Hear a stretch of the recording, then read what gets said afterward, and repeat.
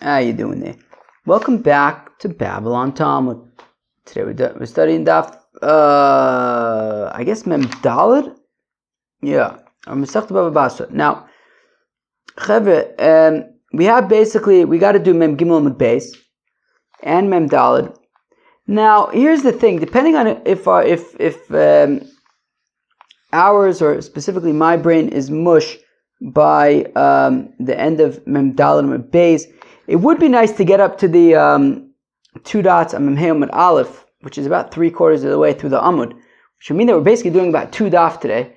But these are BavaBasra dafs, so I mean, the first 2 Amuds are all of 15 lines each, and the next 2 Amuds are not particularly large either, but it's hard. It's hard. Remember yesterday we brought out Reuven, Shimon, Levi, and Yehuda, so today's also going to be about Reuven, Shimon, Levi, and Yehuda. But again, the thing is, these are smaller dafs, so depending on, we have to at least get to the bottom of Daled Amud Beis. Depending on where our brains are at, we'll see if we could push to the 2 dots at the end. That would be ideal. The last bit isn't that hard. Okay, here we go. You ready? I'm going to start on Daf Mem Gimel Amud Beis, 3 lines in to the daf, 3 lines from the top. Tanu Rabbanan, the rabbi said, Machar lo bayis, machar lo sadeh.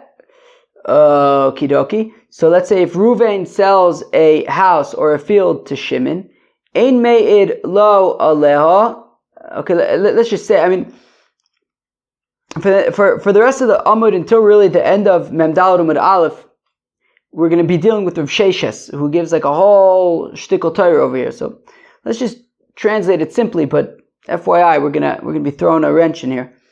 So machalo bayis machalo sada. Let's just say Reuven sells a house to Shimon or a field. Ein meid lo aleh. So he doesn't testify, I guess, for Shimon on Shimon's behalf. Let's just say that it's Shimon's because there's some kind of a achrayus. Machalo para, machalo talis. But on the other hand, if Reuven sold Shimon a cow or a talis, a garment, meid lo aleh, Reuven can testify in Shimon's behalf because there's no achrayus. What the heck is going on? Mashna Reisha, Mashna Seifa. How come in the Reisha, by the house and by the field, Reuven cannot testify in Shimon's behalf because there's achrayus, but in the Seifa, by the cow and by the cloak, Reuven can testify for Shimon because there's no achrayus? Okay, basically let's just say, what in the world is going on? Let's just say that. Okay. So here comes Rav Sheshes, who's going to explain this brisa. It's going to be, we're going to have to use our brains. If this was Bava Kama, Bava Mitzia, I would say for sure our brains would turn to mush, but because it's BavaBasra, it'll probably just be kind of borderline mush, though it might get mushy though. I'm telling you, this is mushy stuff. Here we go. So Amr Rav Sheshes says Rav Sheshes, Reisha, okay, so the Reisha, when we're talking about the house and the field, as I said, Reuven, Shimon, Levi, and Yehuda. Bereuven shegozal sodami Shimon umachor leLevi va'asa Yehuda v'kama'arer. Whoa.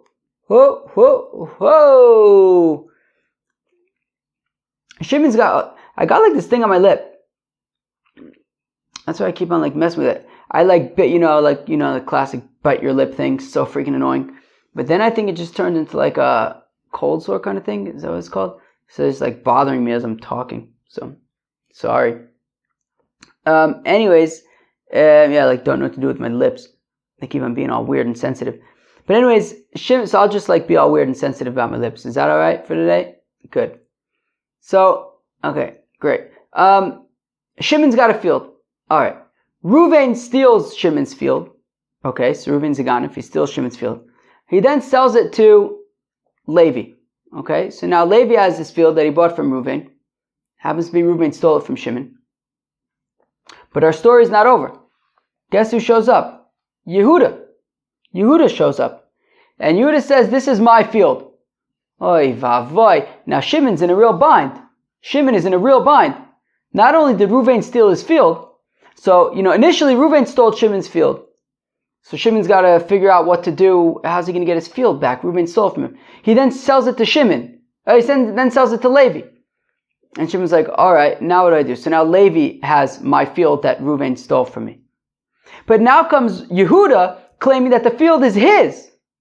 And now Shimon's watching all of this unfold, and he's like, how in the world am I supposed to get my field back? Here I was, I figured I would go to Bezdin and try to prove that the field is mine and it's not Levi's, that Levi bought it from Reuven. Reuven had stolen from him.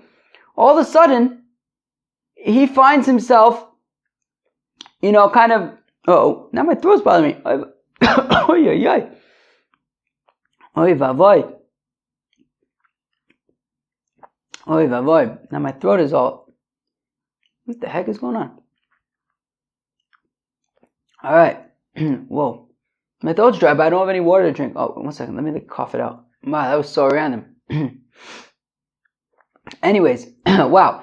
So now what happens is Yehuda comes and he's like saying the field is his. So now that case goes to court.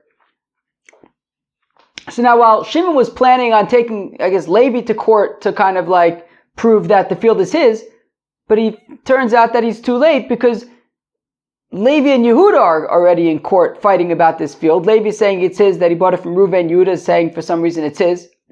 Now Shimon sees all this going on, and he's like, now what the heck do I do? Because it's my field, and yet Levi thinks it's his, Yehuda thinks it's his, but really it's mine. Levi and Yehuda are fighting it out in court. So Shimon says, you know what? I'm gonna testify on behalf of Levi. I'd rather that Levi have it rather than Yehuda have it. I'm going to testify on Levi's behalf. That's kind of like what we're dealing with, okay? That is kind of what we're dealing with in the ratio, okay? So again, according to Rav Sheshes. Rav Sheshes says, Rav Sheshes, ratio, that in the ratio, when we're talking about a house or a field, Beruven shegozal sodom Shimon, Reuven steals Shimon's field from him, Umachar leLevi, and then Reuven sells it to Levi. And Shimon's trying to figure out how am I supposed to get it back from Levi. But then, also Yehuda become an arer, and Yehuda comes and he starts saying that it's his. So now Levi and Yehuda go to court to try to figure out who it belongs to. Is it Levi's or is it Yehuda's? But Shimon's watching this and saying, well, these people are crazy. It's really mine. Reuven stole it from me. To the Lezil Shimon, Levi. So what it's saying is that Shimon cannot go and testify on Levi's behalf. Denichale dehadra. Now we're going to get to this in a minute, but Shimon would it's in his interest. He's nogea be'edus. It's in his interest to testify. It's in Shimon's interest to testify on Levi's behalf, because that way he will be able to get it back. Once it gets to Yehuda, Shimon is not going to be able to get his field back. So therefore he wants to testify on Levi's behalf, because then he'll be able to get his field back. But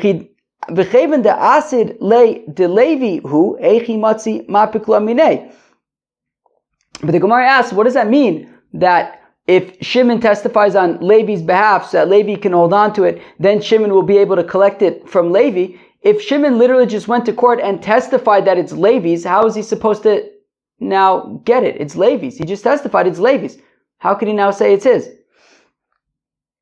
The Omar Yadaina the Hai Ara Delav the Yehuda he.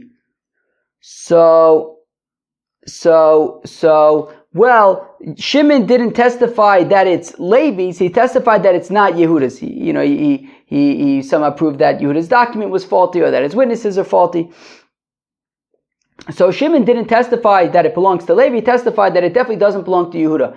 But now he's going to bring proof that it's his, that it's Shimon's, and that Shimon's going to bring proof that it's his, and he's going to get it back from Levi. But what difference does it make if Levi has it or if Yehuda has it? The same proof that he would bring to extract it from Levi, can't he use that same proof to extract it from Yehuda? So we give two possible answers.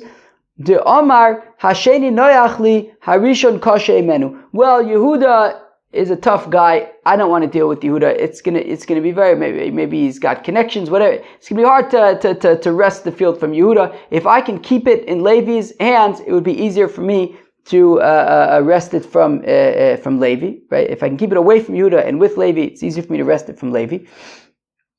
Alternatively,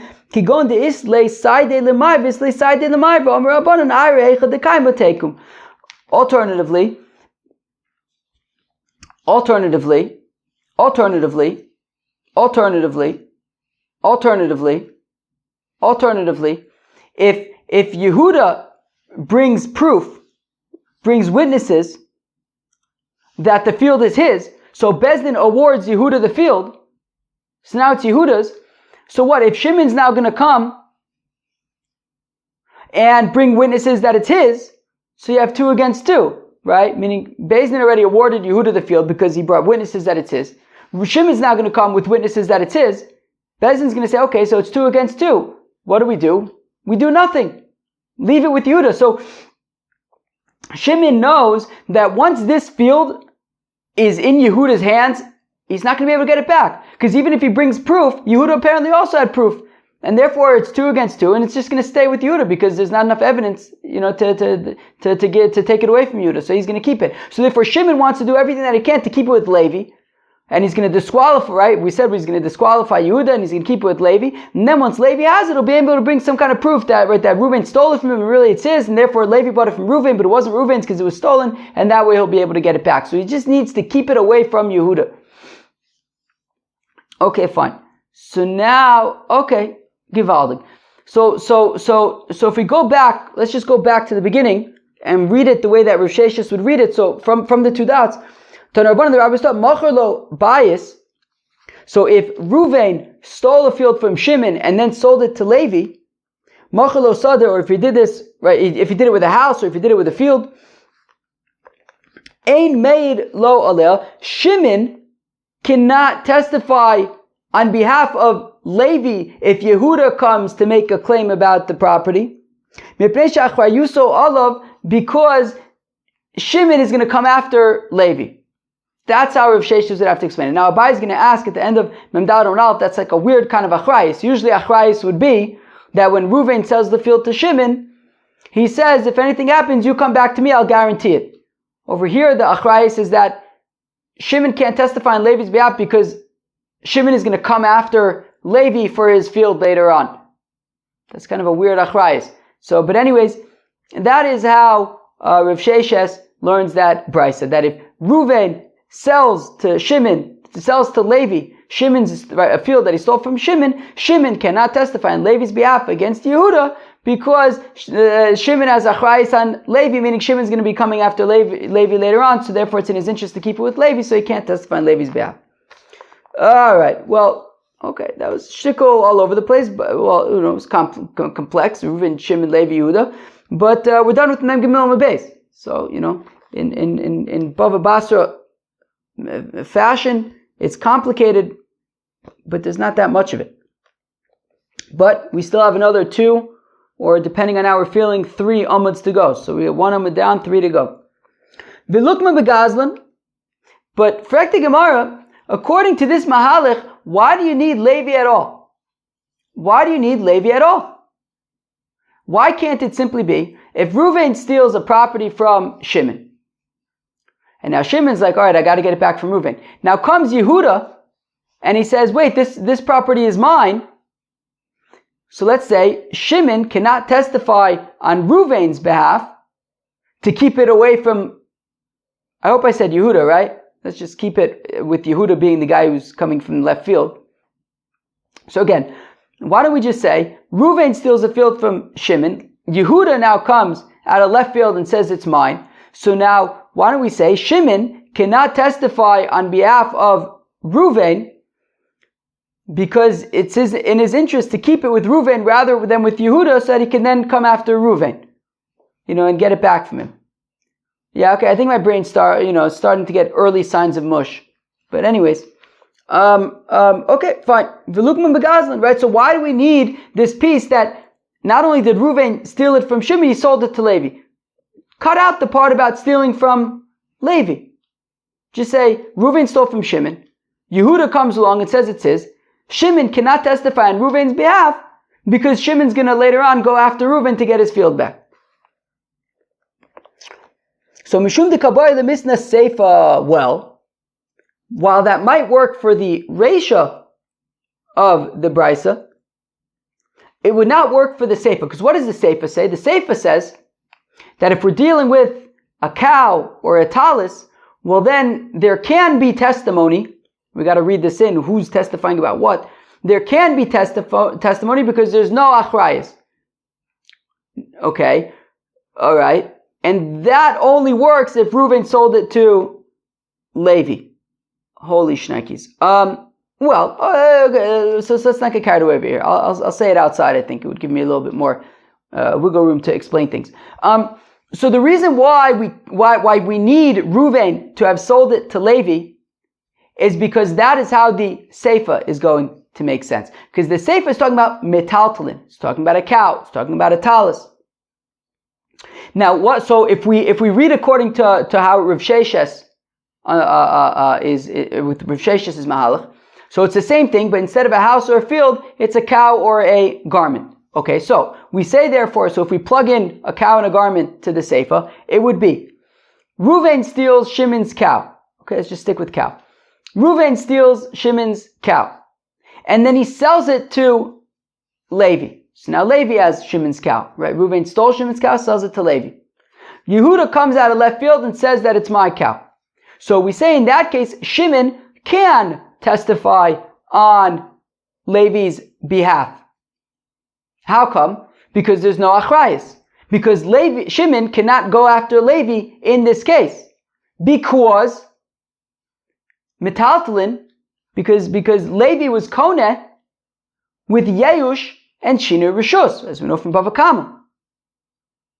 That if Reuven steals Shimon's cow, and Shimon is meyayish, Shimon gives up hope of getting it back, and then Reuven sells it to Levi, so there wasn't just Yeush, but there was Oichet Shinur Rishus, he sold it to Levi, so then Shimon can never get back the cow. We're going to talk about in a minute what about money, whatever. But Shimon cannot, right, there was Yeush and Shinur Rishus, Shimon can't demand anymore that Levi give him back the cow. Because there was Yesh and Shinur Rishus. And therefore, because Shimon is never going to get back the cow that Levi currently has, so he has no interest in keeping it with Levi. He's not getting back the cow. So therefore, he's not going after Levi, and therefore, it makes no difference technically to Shimon whether Levi has the cow or Yehuda has the cow, so therefore he can testify on Levi's behalf. But that only works if there was Yeush plus Shinur Rishus. What's the Shinur Rishus? Reuven sells the cow to Levi. In the Seifa, if Reuven would have simply stolen the cow from Shimon, and then Yehuda comes out of left field, Shimon would not be able to testify on Reuven's behalf because there was only Yeush, and Yeush Kedi Lo Kani. Let's assume Yeush Kedi Lo Kani, that Yeush alone would not make it Reuven's, and Shimon would be able to get it back, so therefore he does have an interest in keeping it with Shimon does have an interest in getting back, therefore he does have an interest in keeping it with Reuven, so he wouldn't be able to testify on Reuven's behalf. In order for the Seifa to work, where we say that Shimon can testify, it would have to be where Reuven sold the cow to Levi, so there was Yeush and Shinur Rishus. Shimon can never get the cow back because there's already Yeush and Shinur Rishus. So therefore, it's not in his bet. There's no benefit to Shimon if Levi has it or if Yehuda has it. So in that case, he could testify on Levi's behalf because there's no achrayis. He's not coming after Levi for anything because there was Yeush and Shinur Rishus, and that only works if Reuven sold it to Levi. And therefore, because the Seifa must be when Reuven sold it to Levi, so the ratio also, for consistency, we talk about where Reuven sold the property to Levi. Okay. So again, from the beginning of the Amud, Vilukma Begazlan. So let us simply say that the Bryce, that we're talking about where Reuven stole it from Shimon, but never sold it to anybody. So while that could work with a property, but the Kabbalah the Mishnah Seifa, because the Seifa says Machar lo para, Machar lo talis, that if Reuven stole a cow or a talis from Shimon and sold it to Levi, the davka Machar, because in that case, Reuven davka has to sell it to Levi, the havalei Yeush v'shinui v'shus, because in that case, there is Yeush plus Shina Rishus, which means that Shimon has no hope of getting it back. There's no chance of getting it back from Levi, and therefore he could testify on Levi's behalf. Aval lo macher, but if Reuven didn't sell it, if he still had it, then it's only Yeush. Well, then the Hadrele that Shimon can get it back from Reuven. Then that would Shimon can get it back from Reuven, so he can't testify on Reuven's behalf because he has an interest in keeping it with Reuven, so he can get it back from him. And therefore, because the Seifa needs to be where Reuven sold it to Shimon, to Levi, so then Reisha Nami, so an Oichid in the Reisha by the house or by the field, Mocher, we talk about where Reuven sold it to Levi. Now, the Seifa Nami, but also in the Seifa though, so Nihi de Miyayish Migufe, granted that maybe Shimon has no hope of getting it back getting back the actual cow, because there's Yerush and Shina Rishus, but Midmei Miyayish, but he could still hope to get back the payment, right? Meaning, if Reuven steals Shimon's cow and sells it to Levi, okay, fine, so there's Yerush and Shina Rishus, he can't get back the actual cow, but he's still entitled certainly to payment for the theft, and he could still claim money from Reuven. So if that's the case, he does have an interest in keeping it with Levi, so that he could, right, if it's Levi's, then he could still make the claim that Reuven stole it from him, and then he can at least get paid back, even if he can't get the actual cow back. So lo tzricha demis gazlan. Well, it's talking about where Reuven died. And once Reuven dies, so if Reuven steals something and then dies, so then Shimon cannot claim it from his heirs. Titnan is learned in the Mishnah in Bava Kama. Hagozel umaychel as banav, if somebody steals and then feeds his children with it, ve'niach lifneim, or if he leaves it for him, p'tur milishalim, the heirs do not need to pay back for their father's theft. Okay, fine. So it's talking about Reuven's debt. V'lukma biyoresh. Okay. Frek the Gemara. Why does the Brisa... Oh wow. Okay, I'm going to have to pause the... Wait, let me actually pause it right now. Why does the Brisa need to say that it's talking about where Reuven stole from Shimon and sold it to Levi? Why can't it be talking about where Reuven stole from Shimon, and then Reuven, right, and then there was Yeush, and then Reuven died, and then his son Levi ben Reuven, Reuven's son Levi, inherited the I guess it would be cow. So if that's the case, so then it would be the same thing. It would be Yeush and Shinui Rishus, right? So why does it have to be that Reuven stole it from Shimon and sold it to Levi, and then there's Yeush and Shinui Rishus? Can it be that Reuven stole it from Shimon, and then Reuven died, and Levi is Reuven's son, and he inherits it? So there's Yeush and Shinui Rishus, and let's say the same thing, that Shimon can testify on Levi's behalf because he can't get it back because it's Yeush and Shinui Rishus. So I can understand why it has to be talking about where he sold it if we say that Rishus Yoresh Lav Ki Rishus Lokeach Domi. That, right, is that the Lashon? Yeah. That if we say that, one second, if Reuven steals from Shimon and sells it to Levi, so that would be Yeush and Shini Rishus. But if we say, because Levi's Rishus is different than Reuven's if he sold it to him. But we could say though, that if Reuven dies and his son Levi inherits it, well, his son is basically like him.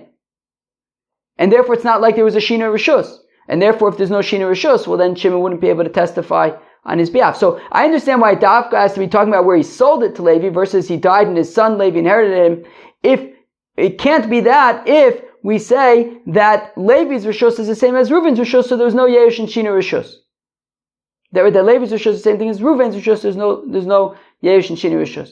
But if you say that Rishus Yoresh Ki Rishus Lokeach, but if you say that when Reuven dies and it goes to Levi, it's the same thing as if Reuven sold it to Levi, Well then, yeah, why does it have to be? Why does the case have to be talking about where Reuven sold it to Levi? Why can't it be that Reuven died and his son Levi inherited him, and it's Yerush and Shini Rishus? Right. So again, so v'lukma b'yorish. Why don't we say that the Bryce is talking about where Reuven died and his son Levi inherited him?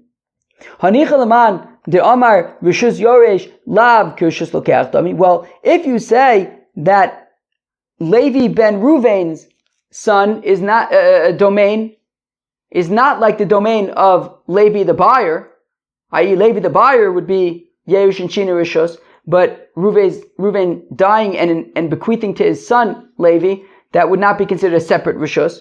Okay, so Shapir, so I understand why you couldn't use that as an example. There wouldn't be Yerush and Shina Rishus. But if you say that the Rishus of Reuven's son Levi is the same thing as if Reuven sells it to Levi, so why not use the example of Yoresh? Why not use that example? V'od, and another question on Rav Shesh's approach. Kashla Abaye doesn't understand mipnei shachrayuso olav ve'ena achrayuso olav mipnei shechozeres lo ve'enu chozeres lo mibayle. Abaye finally points out what I pointed out earlier, is that this is a very strange interpretation of achrayus. Achrayus is generally understood as Reuven sells something to Shimon and he says, if anything happens, you come back to me.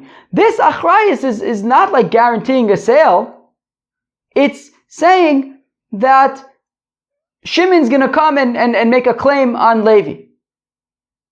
That's not, so say that, well, in the Reisha, Shimon can't testify on Levi's behalf because Shimon is going to ultimately go and try to get it back from Levi. And in the Seifa, say that Shimon can testify on Levi's behalf because since it was Yerush and Shina Rishus, Shimon ultimately can't go and testify about Levi, so he can't get it back from Levi. So it's not about achrayus or not achrayus, it's about, in the Reisha, it can't come back to Levi, in the Seif to Shimon, in the Seif it can come back to Shimon. So it's about coming back returning and not returning. It's not about achrayus.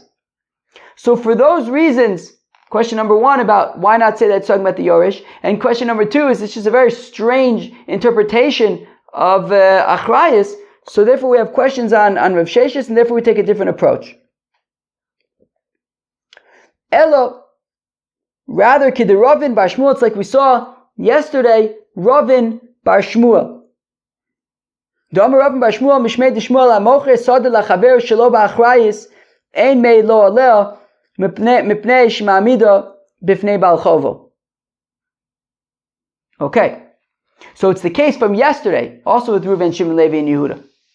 That Reuven, you ready? Okay. Reset your Reuven, Shimon's, Levi's, and Yehuda's, okay? Reuven sells a field to Shimon. Reuven sells a field to Shimon. Now comes Levi, and Levi says, this is my field. Okay. So the question is, can Reuven testify on Shimon's behalf that it is Shimon's and not Levi's? So we say no. Reuven cannot testify on Shimon's behalf because Reuven has an interest in it being Shimon's. What's his interest? He sold it to Shimon. Well, it's not his anymore. The interest is that if Yehuda had lent Reuven money, and he comes back to Reuven, and he says, Reuven, where's my money? And Reuven says, oh, darn it, I don't have any, but I sold the field to Shimon, and as you pointed out, it was Shalo Ba'achrayis, so Shimon can't come back and make a claim on Reuven. It was Shalo Ba'achrayis. So Reuven says to Yehuda, look, I sold the field to Shimon, take it from him.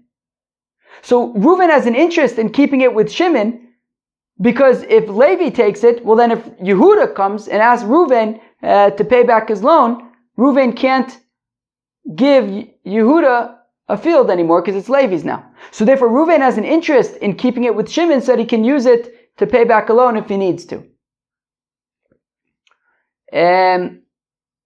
Okay, so that's what it's saying, right? Right, that Reuven cannot, when it comes to property, if Reuven sold a property to Shimon, and then Levi comes along and claims that it's his, Reuven cannot testify on Shimon's behalf, because by testifying on Shimon's behalf, it allows Reuven to use the field as achrayis to his loan to Yehuda.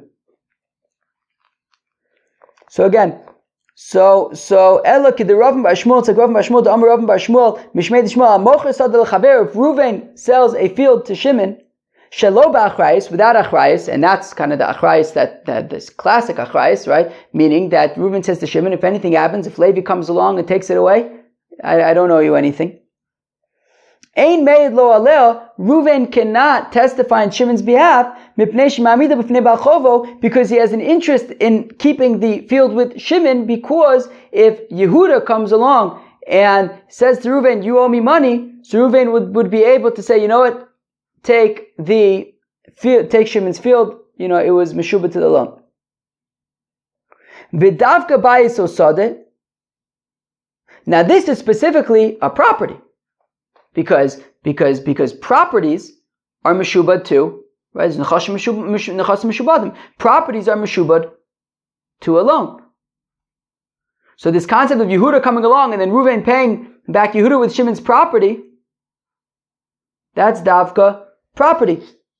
Aval par vitalis, but if we're talking about where Reuven sold a cow or a talis to Shimon, well then there's no issue Reuven testifying on behalf of Shimon, because it's not like Yehuda is going to collect the cow. Lo mibaya bistama, certainly by default, metaltalin are not meshubad to Yehuda's loan. D'lo mishtabdele, that the cow and the talus would not be meshubad to the loan. My time outcome metaltalin inu, because cows and garments are metaltalin. Umetaltalin levalchav lo mishtabde, and metaltalin are not meshubad to a loan. And even if Reuven had said, you can even collect from the shirt off my back, that's as long as he has the shirt on his back. But once already he sold it to somebody else, lo.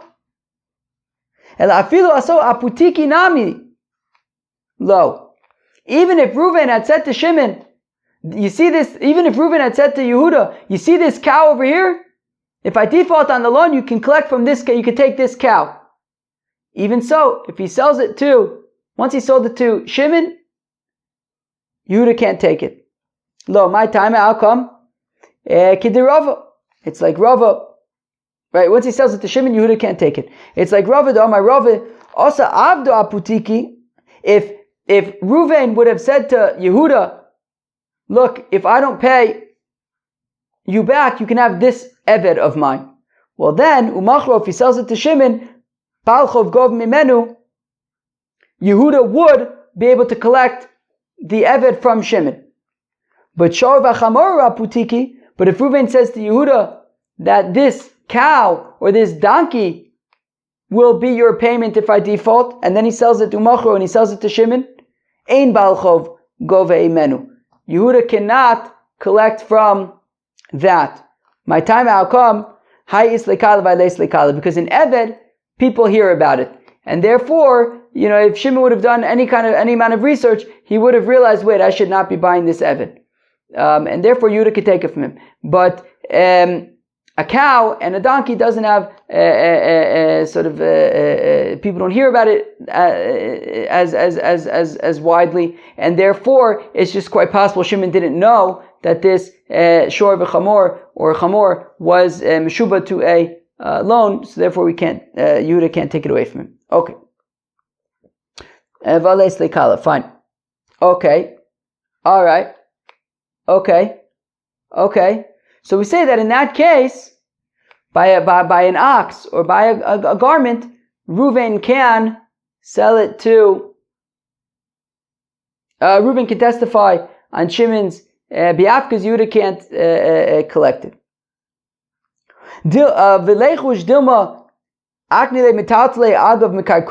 But wait, what if Reuven made a kinyan, right? As we know from Masechta Kiddushin, you can, right, nechasim she'en lam achrayis, nechasim sheyesh lam achrayis. That maybe Reuven was he made like a kinyan. He didn't actually sell the field, sell a property or the cow to Yehuda, but he kind of designated it, and he made a kinyan on it, that he was makne, he designated it with a kinyan property plus and together with the property, this cow to Yehuda in the case that he defaults, and apparently I guess that is a way that's able to be done. And then if that's the case, so shouldn't we be concerned that Yehuda in that case would be able to collect the cow from Shimon, in which case Reuven has a vested interest in keeping it with Shimon?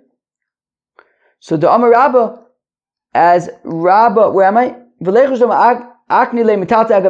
Amar Rabba, the Rabba says, that if he makes this kind of a kinyan of mitaltim together with property, so then I guess Yehuda would be kona the property and the mitaltlin, meaning the right to be able to collect from them in the event that Reuven defaults. And then Rav Chizda adds to that, that in the document of the shibud, Reuven would have to be written that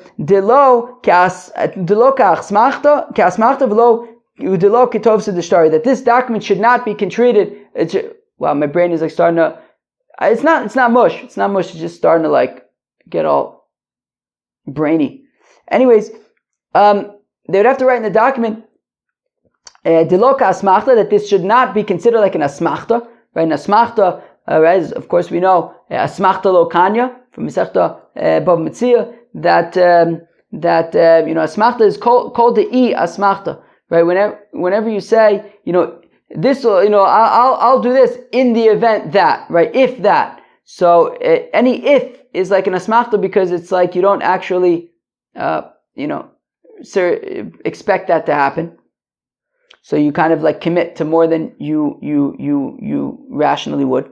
Anyways, so if you write, you have to write in the document that this should not be considered like an asmachta, lokatov, so the story, not like a sort of template document that you use to write other, as like a template for other documents, but it itself isn't a real document. No, this should be considered a real document, and it should be collectible. Okay, sounds like a technical thing to me. Anyways, so back, so the question is, shouldn't we be concerned that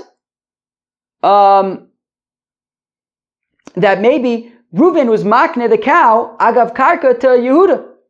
So well, it's talking about where Reuven bought the cow and immediately sold it, so there would have been no time to be makne agav karka. Yeah, but shouldn't we be concerned that maybe the sort of deal that Reuven made with Yehuda was that even any cow that I buy in the future will mimela be meshubed to the loan, and therefore maybe immediately when Reuven bought the cow, it immediately became meshubed to Yehuda even before he sold it to Shimon. So Shmasmina, should we learn from here that the ikne kona umachar? Wait, what? The ikne kana umachar kana v'horish lo mishtabit. That if it says that anything that I will in the future buy, and then he ended up buying it, and then he sold it to somebody else, or if he bought it and then he bequeathed it to, he died and he bequeathed it to his heirs, lo mishtabit. Well, then it should not be mishubad to the loan, because we're saying that he could testify on Shimon's behalf.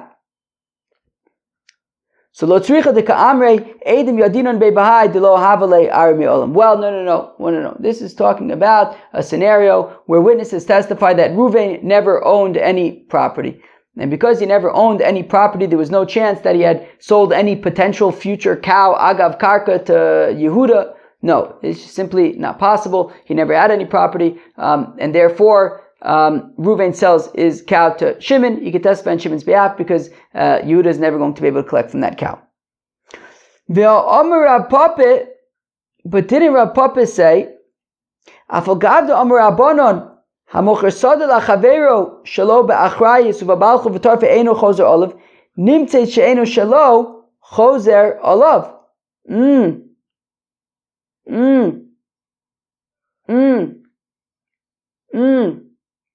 But what about this?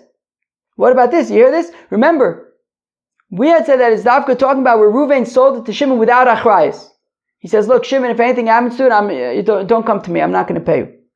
But Amar Papa says, even though the rabbi said that if you sell a field, but I guess in this case, I think the point must be that we're talking about the cow, who's talking about Reuven testifying for Shimon. But okay, in the case of the so Papa says if Reuven sells the field to Shimon, and he says, I'm not guaranteeing it. And then a Balchov comes and takes it away from Shimon. So obviously Shimon can't go back to Reuven and say, hey, I want my money back. Reuven says, look, I sold it to Shelo B'Achrayis. But Nimtzeis She'ena Shelo, but, says our Papa, if it turns out that Reuven had stolen the field, and Reuven sold Shimon a stolen field, well then, Choser Olav, Shimon of course can come back and claim restitution from Reuven. So if that's the case, why could Reuven testify on Shimon's behalf against Levi? Because after all, he has a vested interest. Because if Levi wrests it away from Shimon, right? So we're saying that if Reuven sells a cow to Shimon, Reuven can testify on Shimon's behalf. But why? Shouldn't we be concerned that if Levi succeeds in convincing Bezdin that it's his cow, then that means that Reuven stole it. If Reuven stole it, Shimon's going to come back and ask for restitution. So Reuven does have an interest in keeping it with Shimon. Reuven has an interest in keeping it with Shimon. Well, here we're talking about where Shimon knows that it says Bas Chamoro, but because of the case coming up, which hopefully I think we'll try and get to. But Be'etzim here, Shimon knows that the cow that he bought from Reuven is Reuven's cow. He knows that. And therefore he's not he knows that it was born to Reuven's cow and whatever. Therefore he knows that this cow is Reuven's, and he's therefore not going to ask for restitution. Therefore he can testify on Shimon's behalf. Whereas Rav Zvid argues with the Papa and it says, no, even in the event, if Reuven sells something to Shimon, Shelo B'Achrayis, and then it turns out that Reuven had stolen it, even if it turns out that Reuven had stolen it, Einu Choser Olav, Shimon cannot claim restitution from Reuven, because Reuven says to Shimon, look, tough luck, Lach Zabini, Lach Shelo B'Achrayis. That is why I sold it to you without Achrayis, and you knew that, you accepted the deal, so tough luck, sorry about that. So therefore, therefore there's no chance of Shimon coming back to Reuven, and therefore Reuven, right, for restitution, therefore Reuven can testify on Shimon's behalf. Okay, here's the big shaila. Do we go for it? Do we go for it? Do we do the push? I think we should. I think we should push to the two dots. I think it'll help because tomorrow's daf also is not easy. And this part is not particularly hard, and it'll give us closure on this sugya. Otherwise, tomorrow we're going to have to finish this sugya and start a new one. I think it's better that we just push. I don't think it'll take long. I'm thinking maybe like 10 minutes. Okay, so for the past 2 days, yesterday and today, with this whole thing with Ravin bar Shmuel, in the name of Shmuel, with Reuven stealing the field from Shimon, and then Levi is making a claim, and then Yehuda comes, that whole thing. So we've been mentioning this pasuk from Tehillim of Lo v'rasha v'lo yishalim.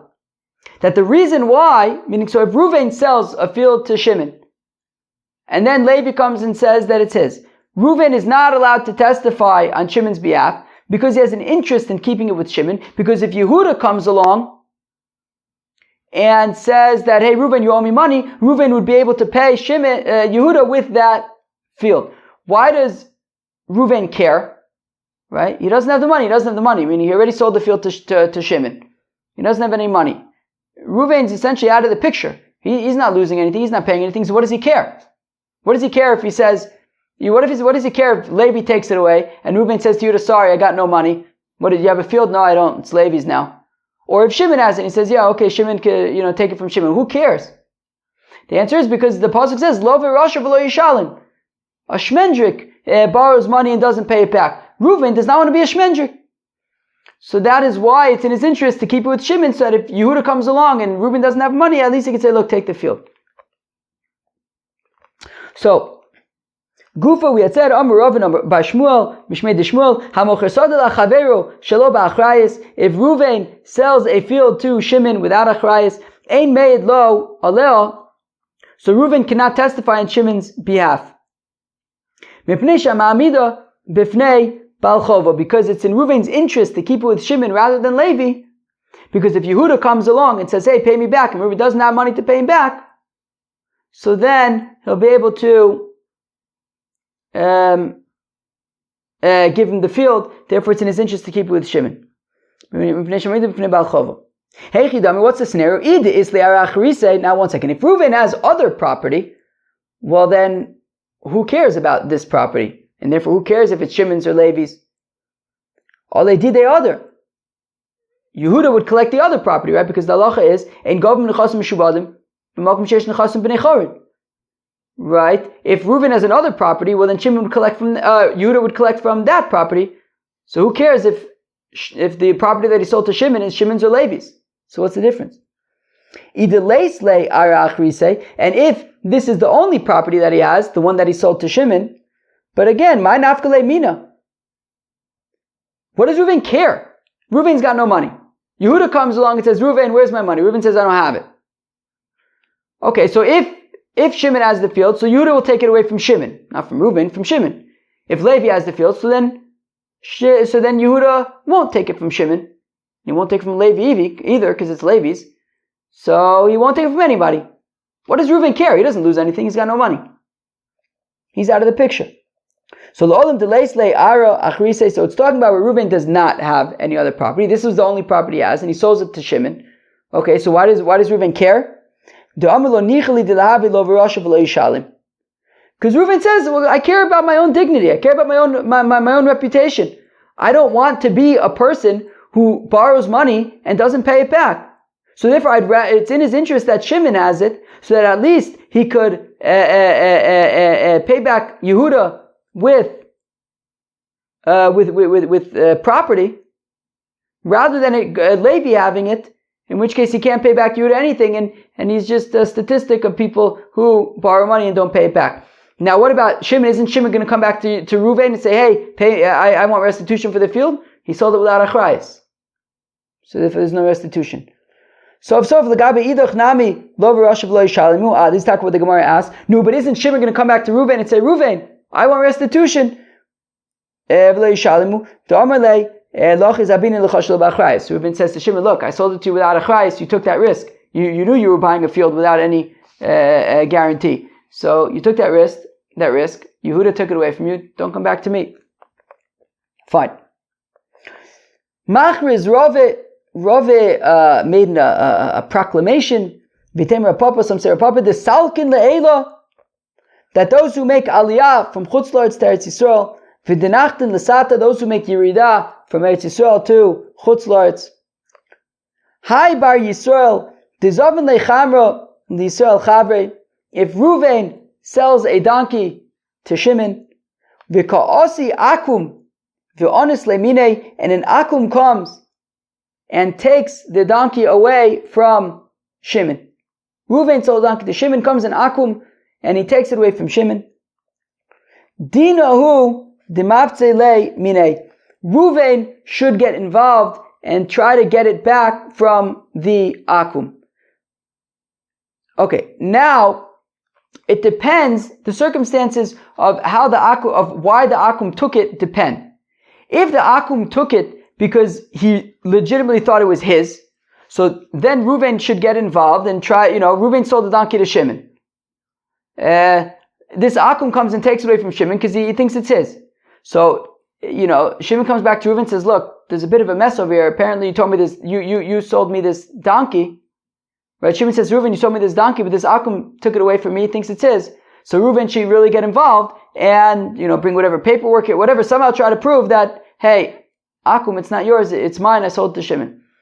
But if the Akum was a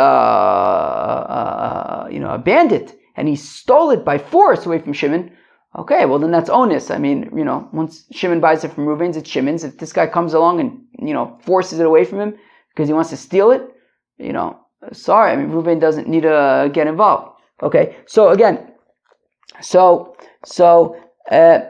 Yisrael, if Reuven sells a donkey to Shimon, Chavre, his friend, v'ka'asi Akum, and an Akum comes v'onis le'minei and takes it away from Shimon, dinahu demavtzi le'minei, that Reuven should help Shimon get it back from this Akum by proving that it really belongs to Shimon. V'le'amarin elo she'eno makir ba shehi bas chamoro. Now, this would only be though if Shimon doesn't know for sure that it's really Reuven's. Let's go by there for a second. If Shimon knows for sure that it's Reuven's, and it's definitely not the Akum's, well, if that's the case, then why did the Akum take it? He must have just taken it, meaning there's no chance that it's the Akum's. If the Akum took it, and it really might be that it really belongs to the Akum, so if that's the case, then he goes back to Reuven and he says, Reuven, what's the deal? Help me get it back. You help me out over here. But if Shimon knows for sure that this donkey belonged to Reuven, well then, why did this Akum take it away? Because he's a shmendrik, and therefore Reuven doesn't have to get involved with the shmendrik.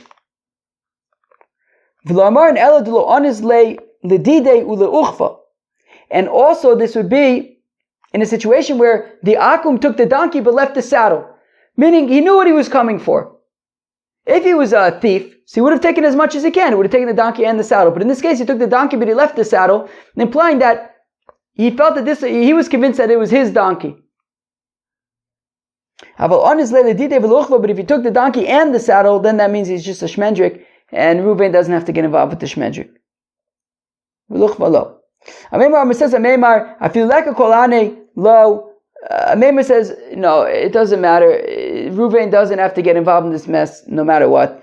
Because my time outcome made the yoda the stam ovid kuchovim anasu, because stam and ovid kuchovim would be a shmendrik, and you don't want to deal with the shmendrik. Shnema asher pm diber shav v'minam yimin shakar, that their mouth speaks shav, messed upness, and their right hands are the right hand of falsehood. So therefore, Meimer says he doesn't have to get involved at all. All right, Chevre, that was Daf Mem Dalid, but let's be honest, it was really Mem Gimel Mud Beis, Mem Dalid, and Mem Hey Mud Aleph to a large degree. So, wow. But yeah, my brain isn't like particularly mushy, which is great.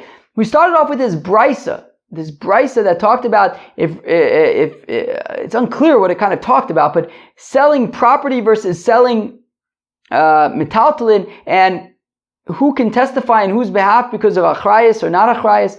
We saw the opinion of Rav Sheshes, who was talking about where Reuven stole from Shimon and sold to Levi, then Yehuda comes and claims it's his, and now Shimon though was the victim, so can he testify in Shimon and Levi's behalf to keep it away from Yehuda so he could later collect it from Shimon? We say by property, no. By metaltalin, yes, because it's Yerush and Shini Rishus. But we asked Kashas on Rav Shesh's opinion, and then we ended up saying that it has to do with Reuven selling to Shimon, and then Levi claims that it's his, but then there's Yehuda from the loan. So if it's by karka, so then Reuven cannot testify and vouch for Shimon because that would be meshubah to Yehuda's loan. But by metaltalin, he can vouch because it would not be meshubah to Yehuda's loan. Chaver, that was Daf Mem Dalid plus of Masechta BavaBasra. Hope you enjoyed. Peace out.